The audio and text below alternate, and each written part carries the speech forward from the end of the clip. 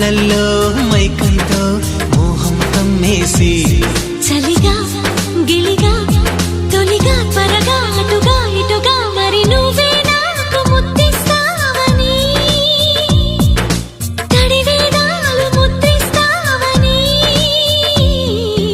నమ్మడానికి ఎంత బాగుందో నీకోసం రెక్కల గుర్రం ఎక్కి వస్తానని పగడపు దీనికి నిన్నే నేను తీసుకెళ్తానని ఇక ఏ నాటికి అక్కడే మనము ఉంటామని నమ్మడానికి